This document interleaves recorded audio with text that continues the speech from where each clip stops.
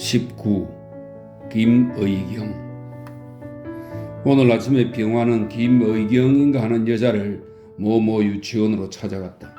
이왕이면 철저히 케어보겠다는 호기심도 있지만 세문 밖에서 들어오는 영노라 무작정하고 들러본 것이다.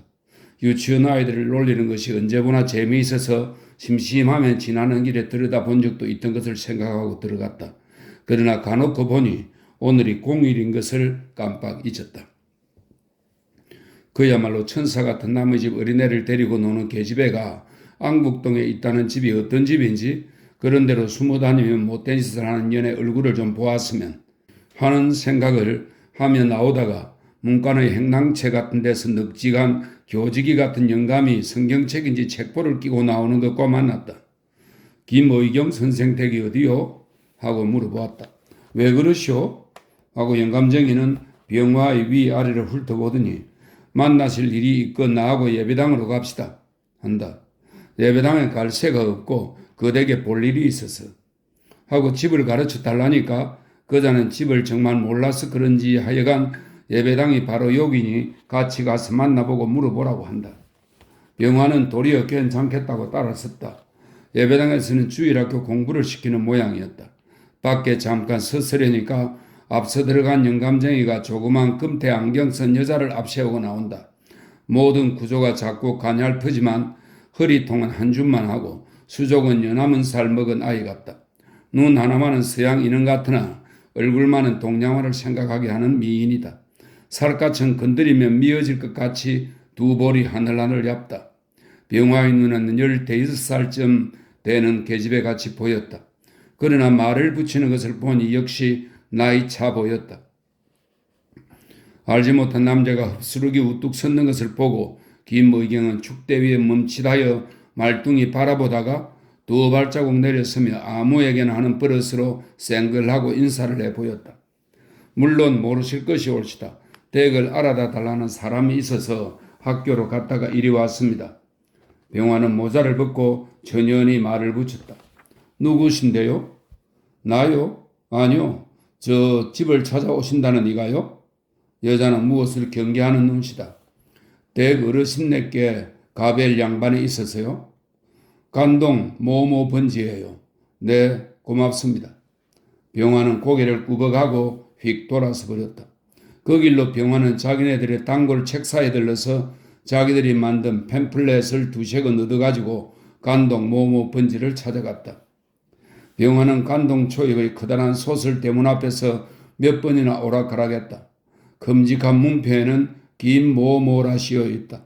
그러나 그 외에도 4-5개나 문패가 붙었고 그 중에도 김가가 두어디 있으니 어느 것이 김의경의 집 문패인지 알 수가 없다. 어쨌든 조그만 문패의 하나가 김의경의 부친의 이름이니 하고 문 안에 들어서서 빨래하고 앉았는 행랑음들어 김의경이란 여학생의 집이 어느 채에 들었소? 하고 물어보았다. 여학생이요? 안댁 아가씨 말씀이요? 안댁 아가씨라는 말에 병화는 좀 놀랐다. 아니, 세든이 가운데 학교 선생 다니는 이 없소? 세든 이 중에는 없어요. 그럼 안댁 아가씨로군. 지금 계시오? 안 계세요. 예배당에 가셨어요. 어디 쏘시세요? 어머은 학생 아가씨를 찾아오는 남자라 해서 눈이 점점 커졌다. 주인님감 계시오? 출입하셨어요. 어디 다니시는데? 지금은 다니시는데 없어요. 어머은 별걸 다 묻는다는 듯 한참 만에 발끈하는 소리로 대꾸를 하고는 빨랫돌에 무엇인지 썩썩 부비고 엎드렸다. 그래, 다시는 여기 새놓을 방이 없어? 병화는 좀 더 케어보아야 별로 물을 말이 없어 새빵 얻으러 다니는 것처럼 말을 돌려댔다. 없어요. 어머은 또 쥐어박는 소리를 한다. 사랑채에 빵이 났다던데? 추근추근히 묻는다. 큰 사랑은 벌써 들었고 영감님 쓰시던 작은 사랑도 며칠 전에 사람이 들었어요. 이제 꽉 차세요. 또 한참 만에 마지못해 핀잔 주는 소리를 하고는 물통을 들고 안으로 들어가 버린다. 병화는 간동서 나와서 원삼이에게 책을 주러 갔다. 사랑으로 들어가긴 싫고 어정버정하다가 행랑방 문 앞에 사내 고무신이 놓인 것을 보고 두들기니까 문이 풀썩 열린다. 가지고 간 책을 들이뜨리고 원삼이와 같이 나왔다. 오늘 안동 좀 가보시지 않으랍쇼? 아범은 밤사이로 무척 친숙해졌다. 왜? 색시도 보고 약수도 잡숫게요. 하며 원삼이는 웃다가 오늘 저녁 7시쯤에서 가보라고 한다. 원삼이는 조금 전에 그 집에를 다녀왔다고 한다. 병화가 뒤를 캐는 것을 보니 원삼이도 웬일인가 하는 궁금증도 나고 또 병화에게 알리러 가마고 약속한 것을 생각하고는 편지를 들고 나와서 제 방에서 몰래 뜯어보았던 것이다. 대까지 가서는 뭘 합니까? 제가 뜯어보고 이렇게 만나 배웠건 일러드리기만 하면 좋지 않습니까? 하고 원삼이는 끌끌 웃는다. 그러니까 그 집에서는 또 그 색시집으로 기별을 해둘 모양이로군. 병화는 이런 소리를 하다가 오늘이 공일인데 저녁 예배는 안동 그 집에 모여서 볼 모양이로군 하고 웃었다. 술상 놓고 색시 끼고 보는 예배가 어디 있답니까? 아범은 기가 막힌다는 듯이 코웃음을 친다. 술 한잔 마시고 기도로 안주하고 또 술 한잔 들고 기도하고 병화가 노래가락처럼 하니까 원삼이는 지지 않고 색시 입 맞추고 성경 읽습니까? 하고 보기 좋게 웃었다. 이제 알았더니 원삼이도 오입쟁이로군 하고 병화는 다정스레 원삼이의 어깨를 탁 치고 나서 그건 다 실없는 소리요. 지금 갖다 준 그 책이나 잘 읽어보. 세상의 종교관이 양반이니 재산관이 하는 것들이 모두 그따위인 것을 보구려. 우리는 두 주먹밖에는 아무것도 없지만 돈도 명예도 지체도 종교도 아무것도 없는 우리 같은 사람이 정말 사람다운 구실을 하고 세상 일을 하려고 손목만 맞붙들면 무엇나 되는 것이요. 저 사람들은 말하자면 인간의 찌꺼기요 걸레들이요. 기생자리쩌고리란 말이 있지 않소. 값진 비단은 비단이지만 닳고 해져서 쓸데없는 헌능마란 말이요. 우리는 싱싱한 배골 같은 사람들이요. 짜놓으면 투박하고 우악스럽지만 그것이 우리에게는 쓸모가 있는 것이 아니요. 그렇습죠. 원삼이는 장단을 맞추었다. 지금도 그 문제의 계집애의 집에를 무슨 일이 있어서 찾아가 보았지만 병화가 다시 말을 꺼내려니까 원삼이는 그전부터 아십니다 그래요? 하고 놀란다. 어쨌든 말이야. 의외에도 훌륭한 집에서 살 뿐 아니라 상당한 집 딸이요. 공부까지 하였네마는 그렇게 돌아다니는 것은 무슨 때문인 줄 아오? 그 훌륭한 집이 채채의 세를 들이고 심지어 주인 영감이 쓰던 큰 사랑 작은 사랑에까지 사람을 들였다는 것을 들으면 그 전에 잘 살다가 갑자기 어려워지고 버는 사람은 없으니까 다만 하나 남은 집 한 채를 가지고 세를 놓아 먹는 모양이나 그 집인들 웬걸 자기 손에 지니고 있겠소. 몇 달이고 몇 해 안에 잡은 사람에게 쳐 나가면 이제는 자기네가 새방으로 밀려나갈 것이로 그려. 해? 그런 대가댁 따님이에요? 하고 원삼이는 감탄한다. 글쎄, 그런 대가댁 딸이면 뭘 하나 말이요? 호화롭게 자란 버릇은 그대로 남아있고 유치원 같은 데서 받는 것쯤이야 분값도 안 되고 하니까 원삼이네 댁 영감한테 월급을 받아야 살지 않겠소. 월첩이란 별거요. 하고 병화는 웃는다. 그렇습죠. 그러나 그러면 상관이 있습니까? 그렇게라도 한 세상 잘 지내면 좋지요. 좋고 안 좋은 것은 고사하고 그런 월급을 제깍제깍 주는 주인 영감은 또 어떻게 되어가는지 아느냐는 말이요. 모르면 몰라도 김의경인가 하는 여자의 부친도 요전까지는 그런 월급을 몇몇 년에게 척척 치렀을 것이지만 오늘날 저렇게 된 것을 보면 그네들의 앞길이란 뻔히 보이지 않소? 그렇기로 아무려면 우리 댁 영감이야 그렇겠습니까? 원삼이는 그런 일은 상상도 못할 일 같았다. 그러리다.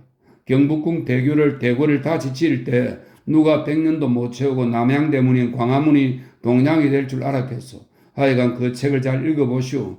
지금 내 말을 차차 터득하게 될 것이니. 병화는 이런 부탁을 남겨놓고 헤어져서 돌아다니다가 경애를 찾아온 것이다. 하지만 그 계집애를 만나면 어떻게 할 테란 말이요? 경애가 나갈 차비를 차리고 나니까 병화도 이렇게 급히 서두르는 것을 속으로 웃었다. 만나보고 어쩌든지 어서 나갑시다 하고 재촉을 한다.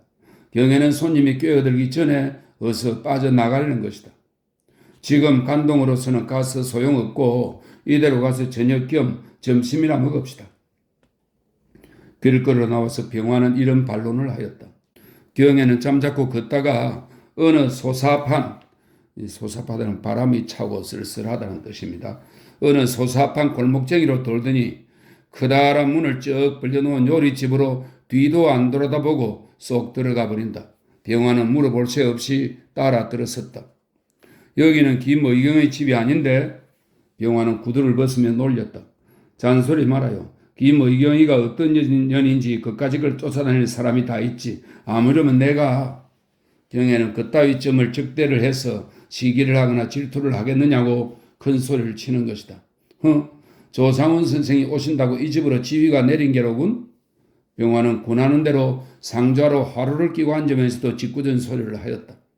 그런 눈치 없는 어림없는 소리 좀 말아요. 당신도 언제나 좀 똑똑해질 모양이요? 경애는 혼자 깔깔 웃는다. 너무 똑똑해서 밥이 없는데 얘에서 더 똑똑하라면 어쩌란 말이요? 자, 잔소리 말고 오늘은 피역시의 장례 사위님께 점을 하느라고 한턱 내는 것이니 부자 사위래서 그대로 끓일 때 나 같은 사람도 잊지는 마시오. 여부가 있어. 하지만 부자놈이 웃돈까지 놓아서 없는 놈에게 딸을 복장한 길째야 가지지 오죽하겠소. 남편이란 이름값 받아서는 처음 치가 하라는 것일 게니 그때 가서는 정말 미인 하나 골라줄 것까지 미리 부탁해 둡시다. 하고 병화는 끌끌 웃어버렸다. 아무려나 합시다. 그때 가서 나도 과히 흉하지 않다고 하시면 수청을 덮지요. 경에도 지지 않고 대거리를 하다가 낯빛을 고치며 목소리를 낮추어서 그건 그렇다 하고 피역시의 눈에 몹시 든 모양인데 대관절 성낙을 할 테요? 하고 경에는 밑도 끝도 없이 묻는다. 그 중매쟁이가 서투르군. 선도 보이고 내력도 개어봐야 성낙이고 뭐고 하지 않소? 병화는 기연가 미연가 하면서 또 이렇게 수작을 붙여보았다.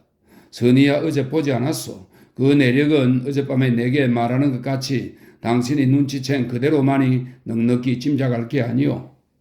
경에는 이 멍텅구리가 정말 혼인 이르는 것만으로는 고지시각이 알까 보아서 신방이야 벌써 서대문 밖 독립문 밖에 꾸며두답디다마는 그건 당신 하기에 있으니까 들어가게 되면 들어가고 말면 말고 허허허 하며 경에는 웃으며 남자를 말뚱히 쳐다보았다.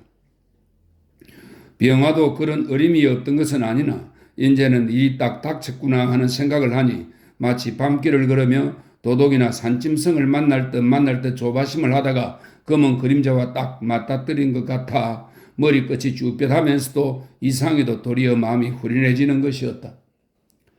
병화는 얼굴이 벌개지며 눈이 크게 떠이더니 허허 하고 웃음이 터져나왔으나 그 웃음이 무엇을 의미하는 것인지는 자기도 알 수 없었다. 하지만 좀 더 자세한 이야기를 들어야 하지 않겠소?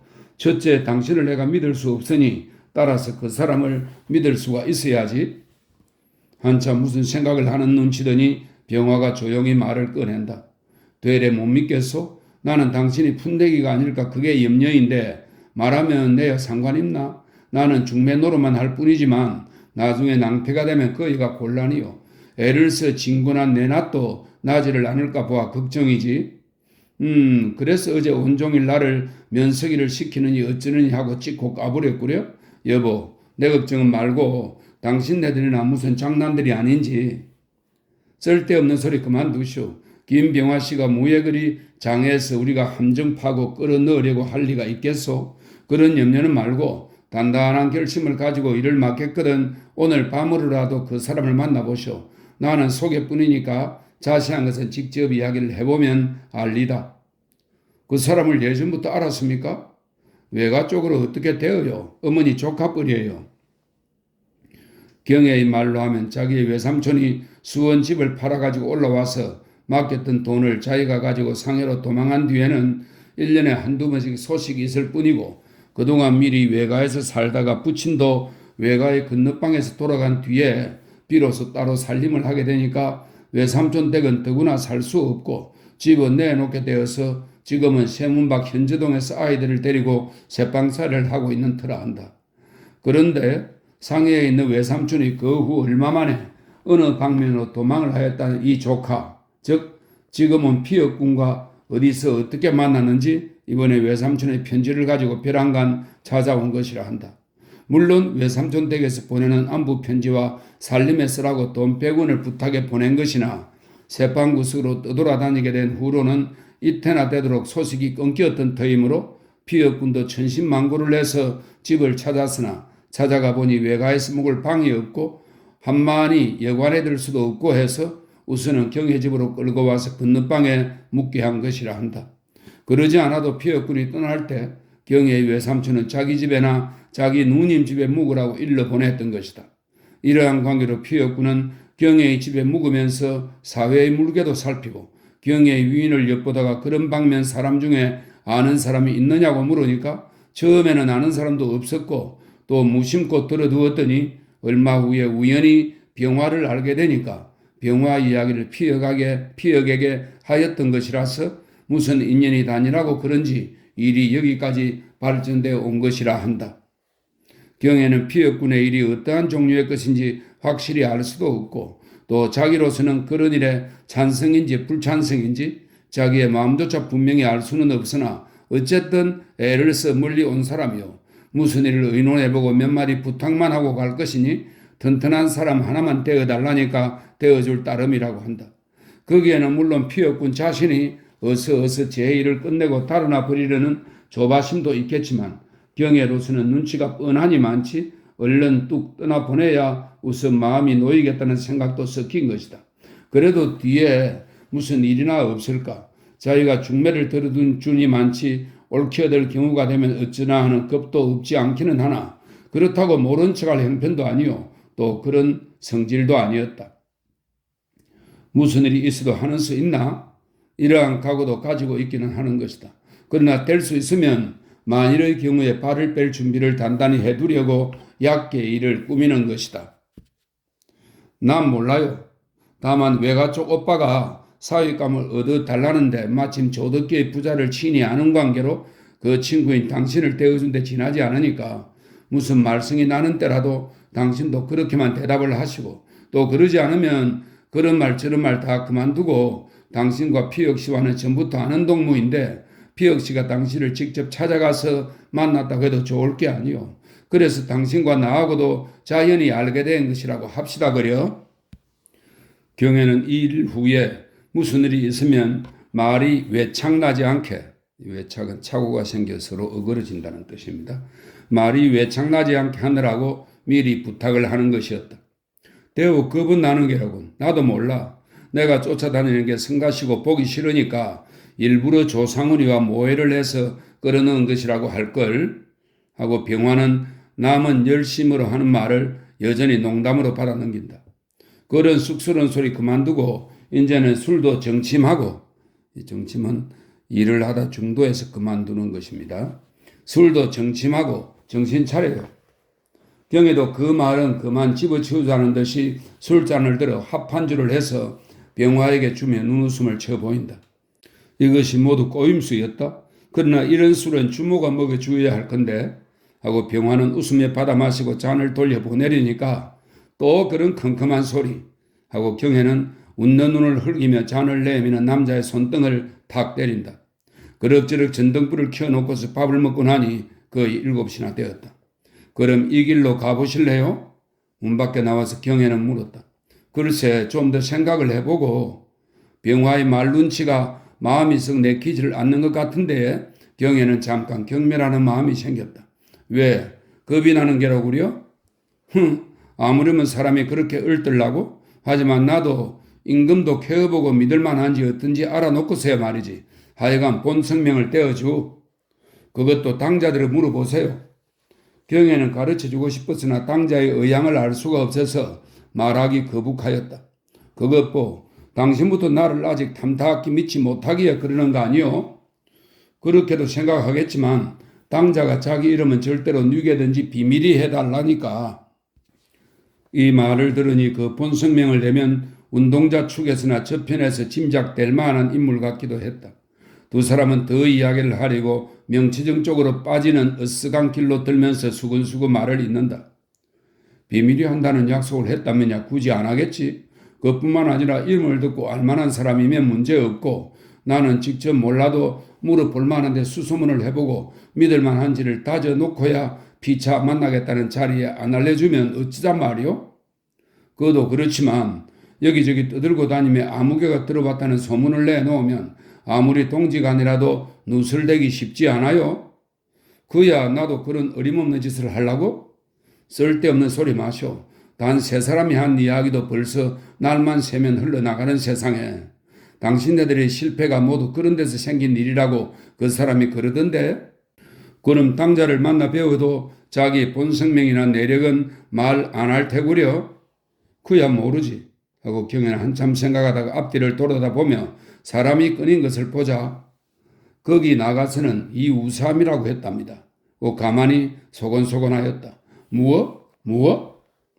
병화는 채 못 들었는지 듣고도 자기 귀를 의심하는 것인지 급급히 묻는다. 이 우삼. 경혜는 또 한 번 소곤댔다. 병화는 다시는 입을 벌리지 않았다. 아루? 경혜는 어린애처럼 남자의 콧구멍을 들여다보듯이 착 붙어서 쳐다본다. 병화가 채 대답할 새도 없이 큰 길거리로 나서게 되었다. 자, 그럼 나 가우? 하며 병화는 아래편으로 돌쳐섰다. 어디로? 하고 경혜가 발을 멈추었으나 병화는 그대로 휘죽휘죽 가다가 휙 돌쳐서 다시 쭈르르 쫓아오더니 찬찬히 걸어가는 경혜의 손을 뒤에서 꽉 친다. 경혜는 잠깐 놀라며 섰다. 난 누구라고 애 떨어지겠어. 몇 달 됐는데 그럼 그렇다고 말을 해주어야지. 하고 병화는 웃다가 이번에는 둘째 아버지 거요? 하고 또 실없는 소리다. 듣기 싫어요. 그렇단 말이지. 누가 정말 애 뺐다나? 겨우 안심이 되는군. 그런데 이따가 만날까? 다정스레 묻는다. 지금은 어딜 가고? 집에? 글쎄 어딜 가든지 이따 10시나 11시쯤 저리 가리다. 병화는 경혜의 대답도 안 듣고 또 휙 떨어져 가버린다. 경혜는 남자의 뒤를 돌아다 보면서 저렇게 흘렁개비처럼 서두르는 사람이 무슨 일을 할꼬? 하는 생각을 하다가도 천진스런 아이들 같은 그동이 도리어 사랑스럽다는 생각도 들었다. 경혜는 지금 무슨 볼 일이 있는 것은 아니나 병화를 끌고 집으로 가기는 싫었다. 인젠 그만큼 해주었으면 저희끼리 만나든 말든 내버려 두리라는 생각이다. 그러나 주위를 떠난 병화의 몸뚱이와 마음만은 아직도 한 끝이 자기 손에 붙들려 있는 것 같았다. 지금까지는 피혁의 심부름을 하느라고 친절히도 하고 실없는 농담도 해왔지만 그러는 동안에 어쩐둥 자기 마음의 한 끝이 병화의 마음에 말려 들어간 것 같다.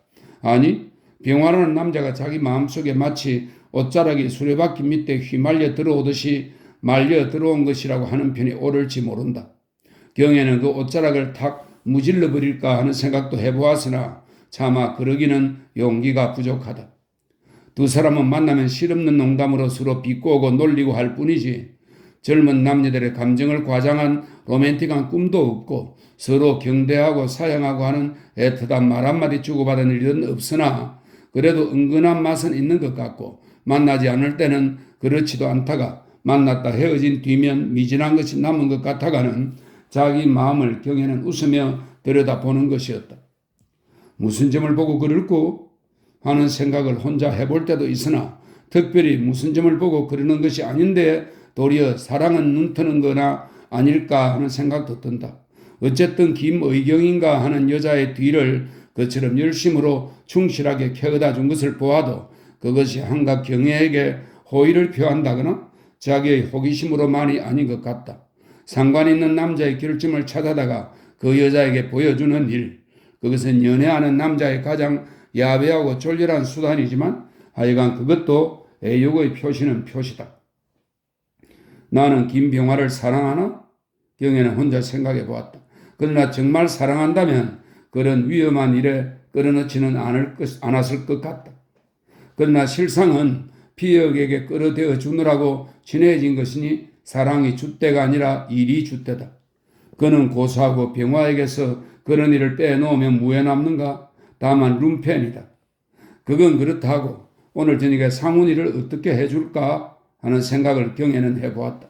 섣불리 안동이 가는 대로 불쑥 찾아가면 마치 남봉 피우는 남편을 붙들러간 봄마누라나 같아서 꼴사납고 김의경이의 콧배기야 보나마나 쑥스러운 일이요. 그렇다고 그대로 내버려 두기도 밍밍하다. 무슨 묘안은 없을까? 하며 우선 발뚝의 시계를 보니 아직 7시도 안 되었다. 주정꾼이 꾀는 대로 아직 들어가기도 싫고 누가 있었으면 산보라도 하고 티오올에 들어가서 차라도 마시며 라디오나 들을까 하는 생각이 났으나 아무도 없다. 어쩐지 애련하고 막막한 것 같다. 오래간만에 사랑하고 싶은 마음이 샘솟는가 하는 생각을 하니 가슴속이 간질간질하여 혼자 웃어보았다. 아이도 그만하면 살아났고 병화도 풍을 치고 가는 꼴이 피역을 찾아간 모양이니 집에는 갈 필요 없고 오래간만에 활동사진이나 잠깐 들여다볼까 하는 생각을 하며 황금정 전찻길에서 중앙관으로 꼽들었다. 안녕하쇼. 구경 가십니까? 무심코 지나려니까 누가 인사를 한다. 활동사진과 못 미쳐 자동차부 앞에 섰던 운전사다. 바크스에서 손님이 칭하면 늘 불러대는 데다 경애도 여러 번 타서 잘 안다. 경애는 아른 채 해주고 구경을 들어갔다. 들어가 앉았어도 머리에는 안동 생각이 떠나지를 않으나 쫓아가기는 아무래도 싫다. 호텔에서 자기에게 사람을 보내듯이 인력거나 보내서 오나 안 오나 구경이나 할까 하는 생각을 해보았으나 인력군인들 입으로만 가르쳐 주어서는 집을 찾을 것 같지 않다. 더구나 여기는 그런 사람 없다고 잡아 떼어버리거나 하면 공연한 헛수고만 팔 것이다. 자동차를 타고 가서 데려내 올까? 지금 만난 운전수 생각이 나 이렇게 결심을 하자 엉덩이가 들먹거렸으나 이왕이면 한바탕 어우러지게 노는 판에 끌어내는 게 좋겠다 하고 시간을 보내고 더 앉았다. 9시가 치는 것을 보고 경애는 뛰어나와서 자동차에 올라앉았다. 아까 그 운전수는 아니나 역시 아는 사람이다. 자동차를 제동 못 미쳐 큰 거리에 던져주고 경애는 운전수를 끌고 골목으로 들어섰다. 병화가 가르쳐 주던 대로 캄캄한 속을 차츰차츰 휘더듬어 들어갔으나 중턱에 들어가서는 깨가 거기 갔고 전등불도 없는 속에서 어리둥절하였다. 그러자 어느 구석에선지 대문이 찌걱 열리는 소리가 나며 소곤소곤 하는 소리가 들린다. 경애가 운전수를 손짓으로 가만히 있게 하여 두 검은 그림자는 귀에 신경을 모으고 섰다. 어쩌면 좋아? 왜 왔더라고 하면 좋아요? 겁을 집어먹은 젊은 여자의 목마른 목소리다. 염려 없어. 내가 몸으로 슬쩍 막았는데 그리고 취한 사람이 무얼 분명히 보았으려고? 이것은 늙은 아낙네의 안위시키는 말소리다. 누가 오줌만 누고 그렇게 곧 나올 줄 알았나요? 뒤 보러 간다고 하기에 나오시라고 한 것인데요. 또 이것은 다른 젊은 계집의 망단해하는 소리다. 상관 있나? 예전부터 나오고 친한 터이니까 다니러 왔던 것이라고 하든지 무엇라고 좋도록 꾸며대지. 노파의 목소리다. 그러기로 병화는 저런데 밤중에 나다닌다고 할 게 아니에요? 이것은 가려고 문 밖에 나선 여자의 걱정이다. 그러기로 제 속에만 넣어두었지 소문이야 내려고. 신화는 내버려두고 술 먹으러 다니는 사람은 얼마나 낫기에 자기가 창피해서 모른 척할 테지. 그도 그렇지만 일도 공교롭게도 되느라고 모두 내가 없었던 탓이지. 그러나 늦기 전에 어서 가요. 또 한참 소곤소곤 하더니 안녕히 계십시오. 잘 가거라. 안녕히 가세요. 안에서 안 들릴 만큼 인사가 분주하더니 골목 밖으로 조그만 그림자가 쏙 나온다. 경애와 운전수는 인사하는 소리를 듣고 주녀 밑으로 비껴섰다. 나오던 여자는 멈칫하여 역시 이 집에 떠나드는 축이겠지만 아는 동무인가 하고 바라보다가 모를 사람이니까 그대로 지나쳐간다. 망토를 두르고 까만 들목도리에 푹 파묻힌 머리에는 밤빛에도 금나비 금줄이 번쩍이는 조바위가 씌어 있다. 분명 저게 수원집인가 보다. 경애는 속으로 웃었다. 병이 어쩌고 친환이 어쩌고 하는 것을 들으며 상원이와 맞장구를 쳐서 빠져나올 수가 없어 숨어 있다가 변소의 간세에 도망을 해 나오다가 들킨 것이 뻔하다. 경애는 잘들 놀아난다. 매당이란 말만 듣고 보지는 못하였지만 지금 나간 게 정말 수원집이라면 아들에게 못 먹으면 수원집에게서 먹으라는 판이로구나 하는 생각을 하며 운전수들은 그 집에 들어가서 조상훈을 찾으라고 하였다.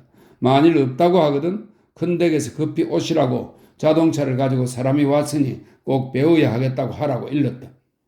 경애가 뒤에서 바라보니 전등 달린 크단 새 대문이 어느덧 꼭 닫혔다. 운전수는 덜이 흔들다가 안에서 대답이 있는지 가만히 있었다. 경애는 또 숨어버렸다. 계집 하인이 나왔는지 쭝얼쭝얼 하더니 운전수가 급히 뛰어나오며 됐습니다. 이제 나오시는 모양인가 봅니다. 하고 이젠 저가 먼저 나가 있을 테니 둘이 만나보라는 눈치다. 경애는 손짓을 하며 자기가 먼저 나가 있을 것이니 자동차 놓은 데까지 끌고 나오라고 하여 운전수를 다시 들여보내놓고 뺑소니를 쳐 나왔다. 경애가 불끈 자동차 속에 먼저 들어가 앉았으려니까 어디란 말인가? 이때까지 문 밖에 섰다던 사람이 얘까지 나왔을 리가 있나? 하고 상훈이가 술 취한 소리로 역정을 내며 동구 밖으로 나온다.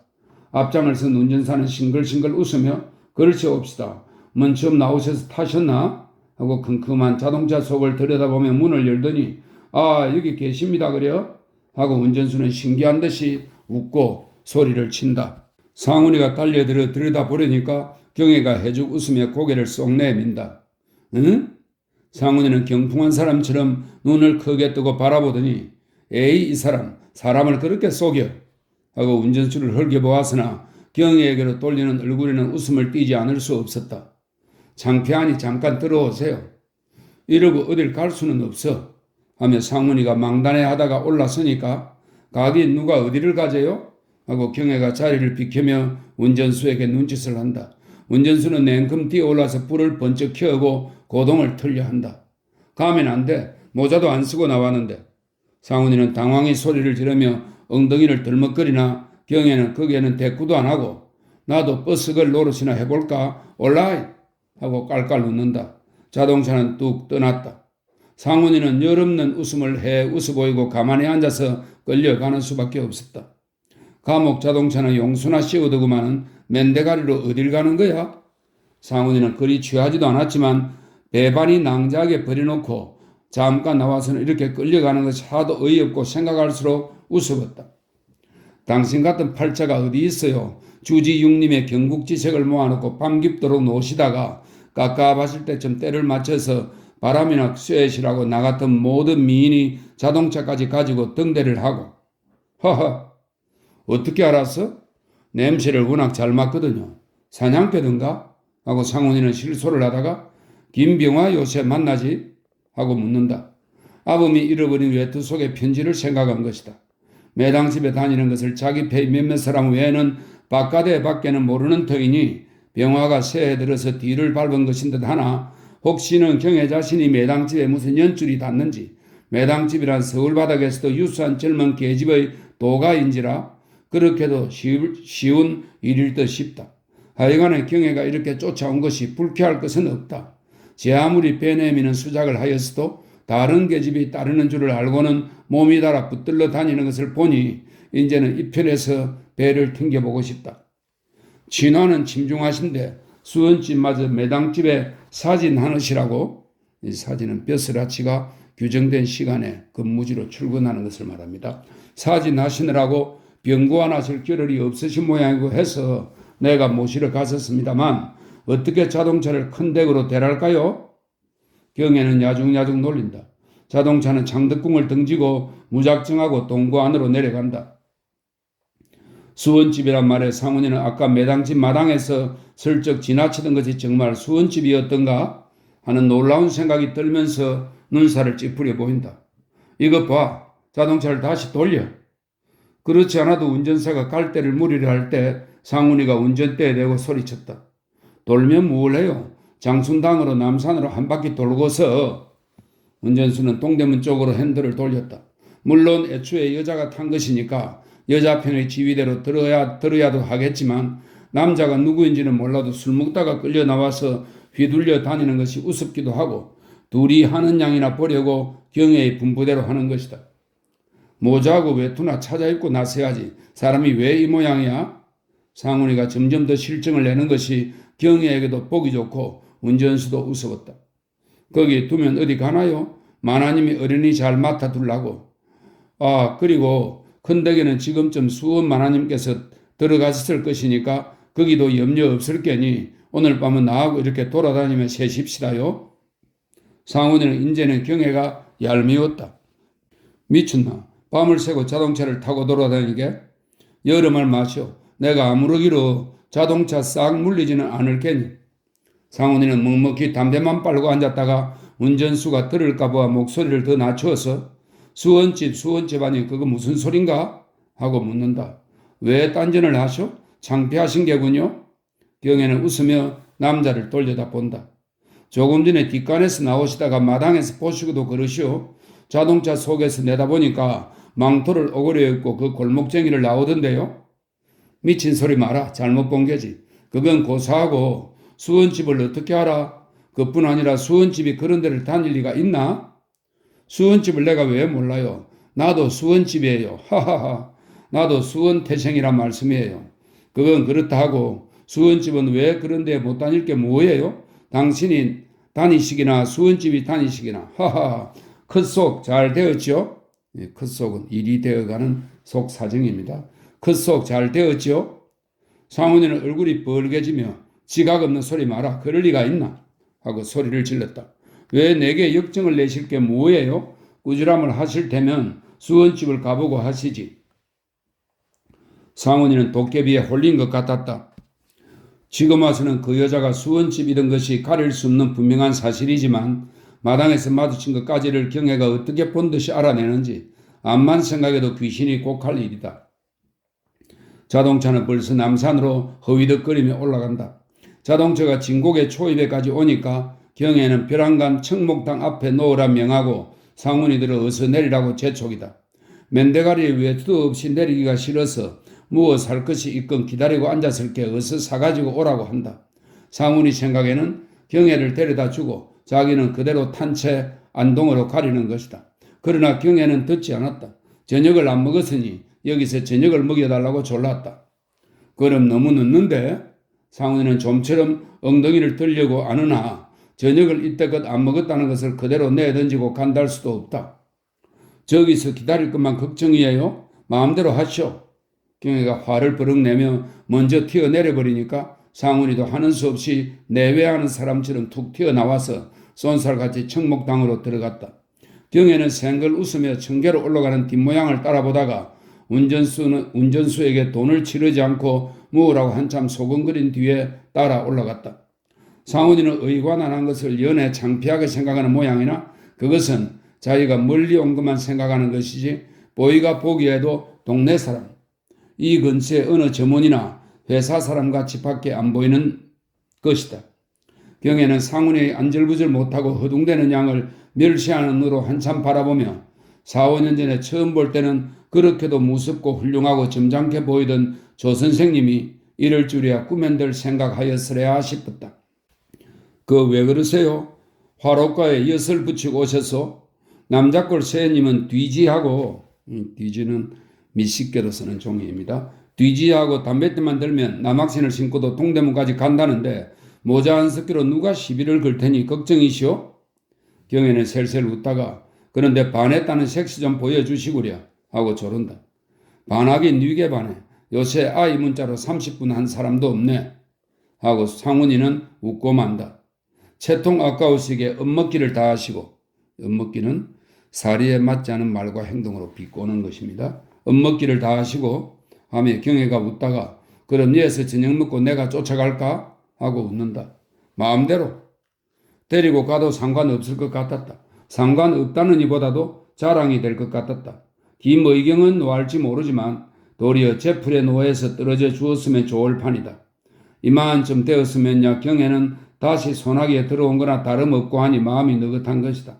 그러나 다만 경혜를 정말 들어앉혀서 살림을 시키려면 그런 데를 끌고 가서 못된 길을 터주어서는 안 되겠다는 염려도 없지는 않지만 그 역시 아까 수원집 놀래를 하던 것을 보면 데리고 가고 말고가 없이 당자가 벌써 매당집을 자기보다 더 먼저 친히 아는지도 모를 일이다. 어쨌든 저희들이 내 평이나 캐어보고 어쩌는 꼴을 보기 위하여서도 데리고 갈까 하는 생각을 하였다. 저녁을 먹겠다는 경혜는 아무것도 싫다 하고 큐라소라는 양주를 병째에 갖다 놓고 마시고 있었다. 상훈이는 저녁도 안 먹을 지경이면 어서 가자고 졸라보았으나 점잖은 양반이 채통 아깝게 왜 이렇게 조급히 구느냐고 도리어 핀잔을 줄 뿐이다. 병화는 요새 뭐라고 있노? 언제 만났어? 상훈이는 인제는 기진하였는지 앉았자는 때까지 앉았을 작정을 하고 자기도 술을 청해 마시며 말을 돌렸다. 김병화한테가 물어봐야 알지요. 하고 경혜는 또 핀잔을 주다가 요새는 키스도 안 해주고 잡혀 먹을 외투도 없고 하니까 눈에 안 띄나 보더군요. 웃지도 않고 이런 소리를 한다. 키스는 심심파적으로 하는 건가? 나는 무슨 까닭이 있다고? 상훈이는 안심한 듯이 웃는다. 왜? 셈이 나시오? 이런 잡담을 하고 앉았으려니까 보이가 들어오더니 손님이 오셨습니다. 고 한다. 상훈이는 좀 눈이 둥그레졌다. 병화가 또 오지는 않았나? 병화와 짜고서 무슨 짓을 하는 건 아닌가? 하는 공연한 겁이 더럭 났다. 들어오시라고 해주게. 경애가 선뜻 대답을 하였다. 문간을 노래보다 앉았던 상훈이는 경풍한 사람처럼 소리를 치며 열없는 웃음을 커다랗게 터뜨려 놓는다. 경애는 고개를 떡 제치고 들어오는 두 여자를 내려다보듯이 똑바로 쏘아본다. 40이 넘은 이들을한 번들번들 윤기가 나고 부드럽다는 그런 뜻입니다. 40이 넘은 이들을한 안악내의 웃는 이빨에서는 금빛이 번쩍하였다. 그러나 들어오는 사람의 얼굴에서는 금시로 웃음이 쓰러지고 주춤선다.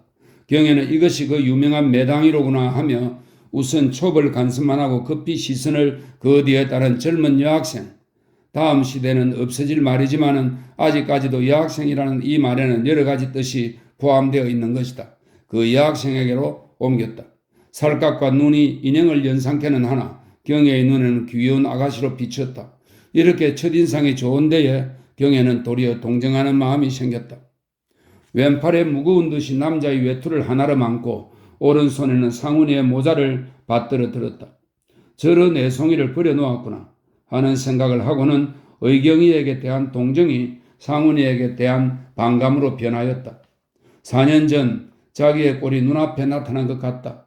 그러나 의경이는 의외의 미인이 앙증하게도 딱 버티고 비웃는 낯빛으로 바라보는 데에 의기가 질리면서 반감이 가슴속에 모락모락 피어오르는 것을 깨닫자 경애와 마주치는 눈을 피하여 고개를 떨어뜨렸다.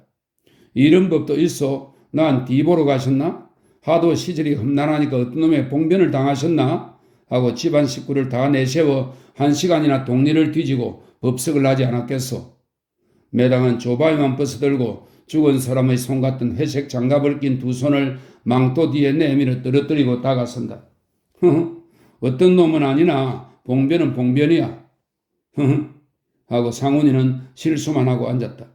실내 올시다. 노시던 양반을 말없이 모시고 나와서 비로소 경애가 인사성이 있고 웃어 보이고 아른 체를 하며 하지만 컴컴한 데서 몇 시간씩 노시는 것보다도 이렇게 바람도 쏘이시고 자리를 옮기셔서 노시는 것도 좋지 않습니까?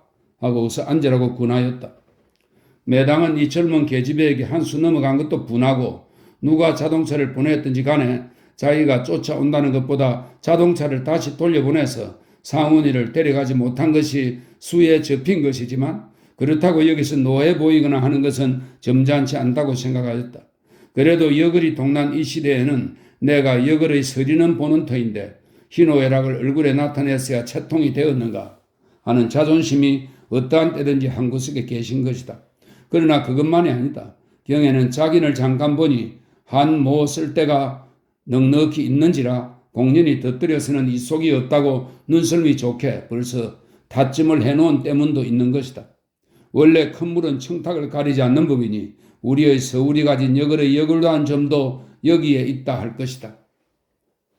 누구신지 처음 뵙는 자리에 이렇게 뛰어들어 미안합니다. 하지만 이 양반은 우리 집 손님이니 제발 개평을 떼시고, 개평은 노름이나 내기 따위에서 남이 가지게 된 몫에서 조금 얻어가지는 공것을 말하죠. 그만 개평을 떼시고 이제는 내놓으시는 것이 어떨까요? 하하 하고 매당은 능청맞은 웃음을 커다랗게 내놓았다. 그렇다 뿐이겠습니까? 그럼 이젠 데려가시죠. 경애의 대답은 선선했다. 그러나 그 웃음은 쌀쌀하다. 너희들의 얼굴을 보았으니 이제는 소용없다는 생각이다.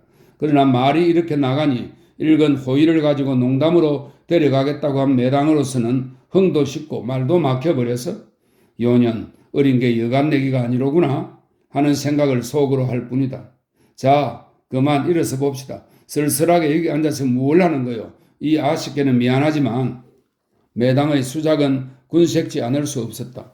경애의 춤에 놀고 나서는 도리어 경애에게 미안하다는 인사 한마디라도 하지 않을 수 없게 된 것이 암만하여도 꼽장사다.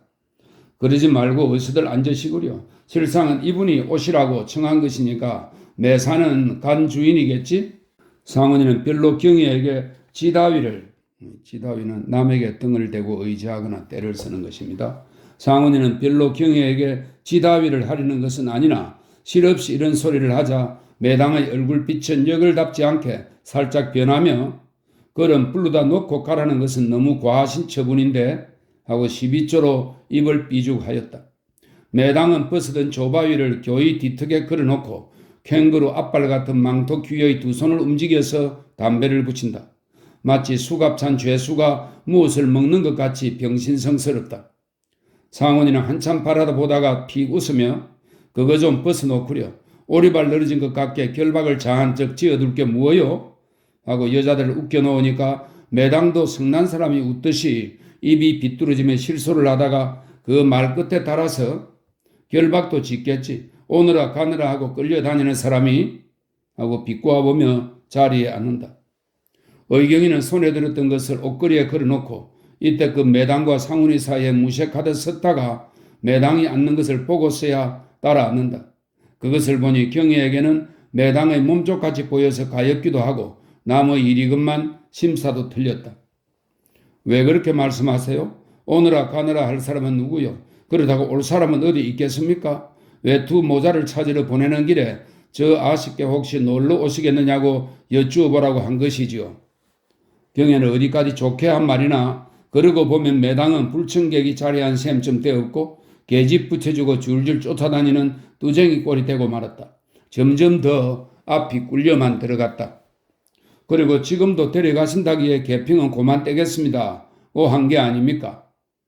매당은 수가 떨어지니까 나는 안 듣는다. 혼자 집귀를 봐라 하는 듯이 의경이와 소곤소곤 딴 이야기를 하다가 어디 갔다가 온 사람처럼 경혜를 돌리다 보고 내게 뭐라고 하셨소? 하고 딴청을 한다. 옛기 이 유들유들한 더러운 년. 경혜는 이런 생각을 하며 속으로 침을 탁 뱉었다. 그런 놀래는 그만두고 무어나 묻고 유쾌히 놀다가 합시다. 하고 상훈이가 중재를 붙이듯이 가로막으니까 매당은 간다고 일어난다. 두 분이 잘 노시오. 비릿비릿하게 데려갈 건 뭐냐는 생각이다. 의경이도 새침이 앉았기는 하나 속에서는 이를 악무는 터이다. 천만의 말씀입니다. 참 정말 개평을 오래 떼어서 찾으러 오시게까지 한 것은 미안합니다. 경혜도 시들한 수작을 하였다. 이렇게 되고 보니 이리저리 찢기던 조상훈의 값이 금시로 폭락이다. 개평하니 내가 기생이란 말인가? 늙은이의 낙값이라도 해주어야 하지 않나? 하고 상훈이도 반지르한 머리를 뒤로 쓰다듬으면서 일어선다. 경혜도 일어섰다. 그럼 이 아씨도 가시면 어떨까요? 연안간 매당은 경혜를 끌려하였다. 여기까지 어림없이 끌려온 안갚음으로도 데리고 가서 시달려도 주고 어떤 위인인지 캐어보고도 싶은 것이다. 나요? 나는 바빠서 못 가요. 실상은 여러분보다도 내가 먼저 가야 하겠습니다. 하고 경혜는 정말 앞장을 서가려 한다.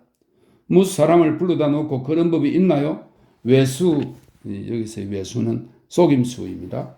외수 정갈에 이렇게 온 사람도 있는데 회사로라도, 회사는 살해하는 뜻을 말하는 겁니다. 회사로라도 내게 좀 가셔야 할 거 아니요? 매당은 반은 시비하듯이 이런 소리를 한다. 외수 정갈한 일은 없습니다. 어쨌든 참 정말 바빠서 곧 가봐야 하겠어요? 젊은 아가씨가 밤에 무슨 사무가 그리 바쁘시오? 매당은 놀리듯이 웃다가 오늘 조상훈 씨를 데려오신 것도 밤 사무의 한 가지인가요? 하고 남자처럼 커다랗게 웃는다. 예, 나도 댁에서처럼 술 장사를 하기 때문에요. 손님들을 앉혀놓고 왔기 때문에 곧 가야 합니다. 하지만 권번 사무소나 첩쟁이 예비군이 꼬이는 데는 아니니까 그렇게 밤을 새지는 않습니다. 하하하 하고 경혜는 인사도 변변히 안고 획 나와버렸다. 경혜는 큰 길로 나오면서 혼자 쌩글 웃었다. 어찌나 통쾌한지 몰랐다. 그러면서도 정작 의경이와 말 한마디 건네보지 못한 것이 좀 부족하였다. 그러나 의경이에게 질투라든지 불쾌한 감정은 고사하고 도리어 동정이 가는 것이 자기가 생각해도 이상하였다. 물론 그 어린 것을 적대로 해서 겪고 털거나 하는 것이 가당치도 않은 생각이었다. 경혜는 바깥으로 향하면서 아닌 게 아니라 이제 남은 사무가 11시까지 병화가 오기를 기다리는 것밖에 없으나 병화를 만나면 오늘 밤을 어떻게 지낼구 하는 생각을 몽롱히 하였다.